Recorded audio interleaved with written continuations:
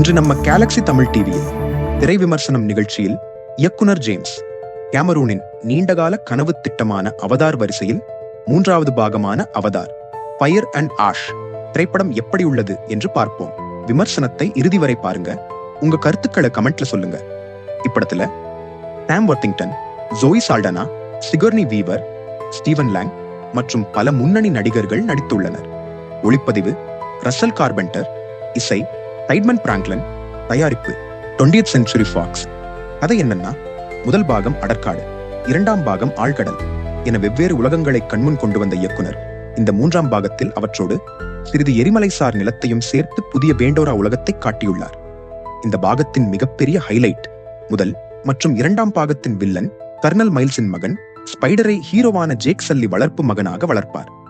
இதுவரை மனிதனாக முகமூடி அணிந்து பேண்டோராவின் காற்றை சுவாசித்த ஸ்பைடர் இப்போது பேண்டோராவின் தாய் தெய்வம் ஈவாவின் அருளால் நேரடியாக அந்த கிரகத்தின் காற்றை சுவாசிக்கும் சக்தியை பெறுகிறான். இது மனிதர்களுக்கும் நாவி இனத்திற்கும் இடையிலான ஒரு முக்கிய பாலமாக அவனை மாற்றுகிறது. இம்முறை ஜேக் சல்லிக்கு சவாலாக வராங் தலைமையிலான புதிய நாவி பழங்குடியினர் அறிமுகமாகிறார்கள். இவர்கள் மற்ற நாவிகளைப் போல அமைதியானவர்கள் அல்ல, மிகவும் முரட்டுத்தனமானவர்கள். இவர்களுடன் RTA படைகளும் இணைவது கதையை மேலும் பரபரப்பாக்குகிறது. ஜேக் சல்லியுடன் வளரும் தன் மகன் ஸ்பைடரை அழைத்துப் போகவும், சல்லியை கொன்று மொத்த பேண்டோரா உலகை கைப்பற்றவும் சில ஆண்டுகளுக்கு பிறகு மீண்டும் கர்னல் மைல்ஸின் நினைவுகளோடு ஒரு அவதார் வருகிறது. மீண்டும் அவற்றையெல்லாம் சமாளித்து தன் குடும்பத்தையும் தன் வீடாக கருதும் பேண்டோராவையும் எப்படி சல்லி காப்பாற்றுகிறான் என்பதை பேசுகிறது அவதார் ஃபயர் அண்ட் ஆஷ் திரைப்படம். படம் 2ஆம் பாகம் தி வே ஆஃப் வாட்டர் பாணியிலேயே பயணிக்கிறது. குடும்ப பாசம், நட்பு, இறுதியில் பிரம்மாண்டமான கப்பல் போர் என அதே கட்டமைப்பு இருந்தாலும் காட்சிகளின் வேகம் மற்றும் விறுவிறுப்பு இந்த முறை மிக அதிகம். குறிப்பாக மனிதர்கள் பேண்டோராவில் அமைத்துள்ள பிரம்மாண்டமான நகரமும் அங்கு நடக்கும் சண்டை காட்சிகளும் மெய்சிலிருக்க வைக்கின்றன.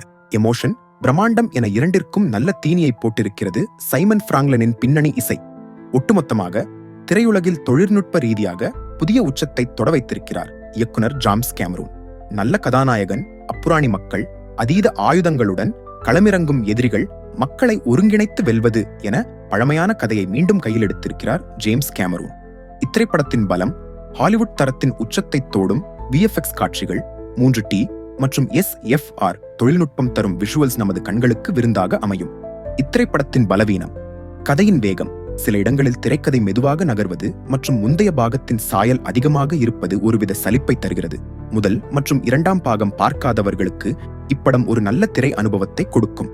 2 பாகத்தையும் பார்த்தவர்களுக்கு சிறு ஏமாற்றம் அளிக்கும். ஆனால் ஜேம்ஸ் கேமரூனின் இந்த பேண்டோரா உலகத்தை திரையில் 3D கண்ணாடி அணிந்து பார்க்கும்போது ஒரு புதிய அனுபவத்தை வழங்கும் என்பது நிச்சயம்.